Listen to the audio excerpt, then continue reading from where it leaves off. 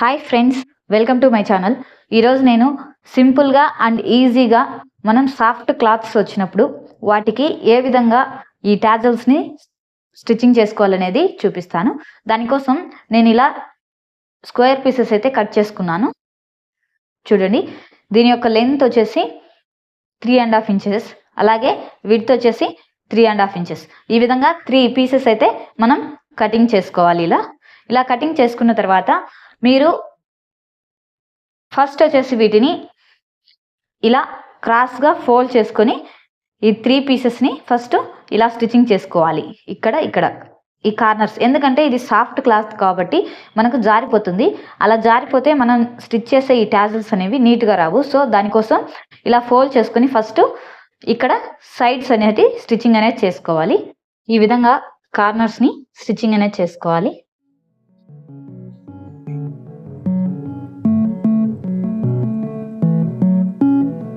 ఈ విధంగా స్టిచ్చింగ్ చేసుకున్న తర్వాత దీన్ని చూడండి, ఇలా ఫోల్డ్ చేసుకోవాలి. హాఫ్కి ఎగ్జాక్ట్గా వచ్చే విధంగా.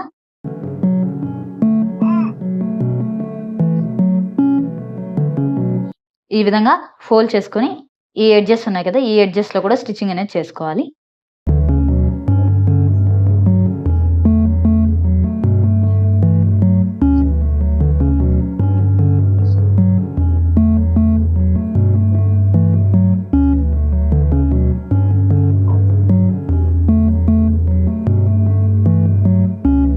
ఈ విధంగా మనం ఎన్ని పీసెస్ అయితే తీసుకుంటామో అన్నీ కూడా ఇలా ఫోల్డ్ చేసుకొని ఈ కార్నర్స్లో స్టిచ్చింగ్ అనేది చేసుకోవాలి.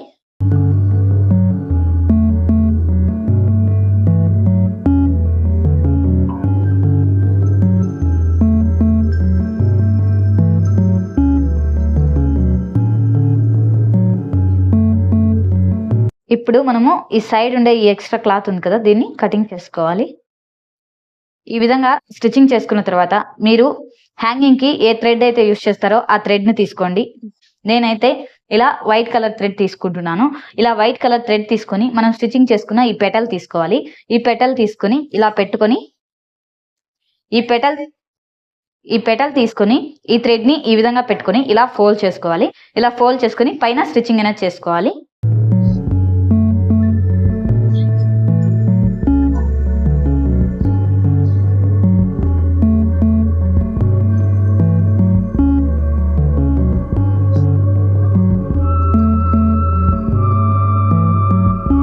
చూడండి, ఈ విధంగా స్టిచ్చింగ్ చేసుకుని దీన్ని ఇలా రివర్స్ ఫోల్డ్ అనేది చేసుకోవాలి.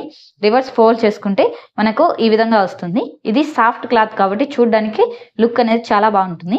ఇలా ఒకటి స్టిచ్ చేసుకున్న తర్వాత కొంచెం డిస్టెన్స్లో పైన ఇంకోటి స్టిచ్ చేసుకోవాలి. అలాగే ఇంకొకటి ఇలా 3 to 4 పెటల్స్ని స్టిచ్చింగ్ అనేది చేసుకోవాలి. ఈ టాజల్ ఉంది కదా, దీన్ని తీసుకొని ఇలా కొంచెం డిస్టెన్స్లో మనం ముందుగా స్టిచ్ చేసుకున్న ఈ పెటల్ తీసుకొని దీన్ని చూడండి ఇలా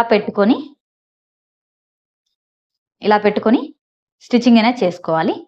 మనం స్టిచ్ చేసాం కదా, ఆ లైన్ అనేది ఇలా కిందికి వచ్చే విధంగా ఇలా పెట్టుకొని ఇలా ఫోల్డ్ చేసుకొని పైన స్టిచ్చింగ్ అనేది చేసుకోవాలి.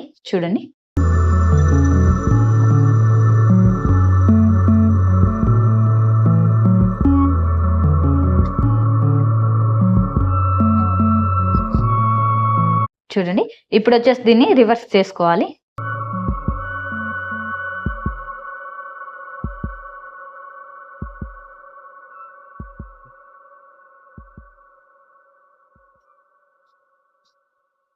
రివర్స్ చేసుకుంటే మనకు ఈ విధంగా వస్తుంది.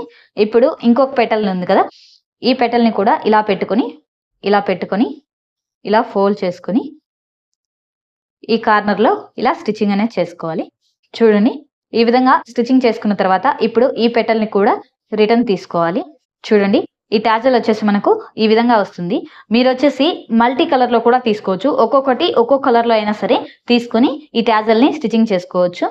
ఇలా చాలా సింపుల్గా మనం ఈ టాజల్స్ని స్టిచ్చింగ్ చేసుకునే ప్రాసెస్ ఇది.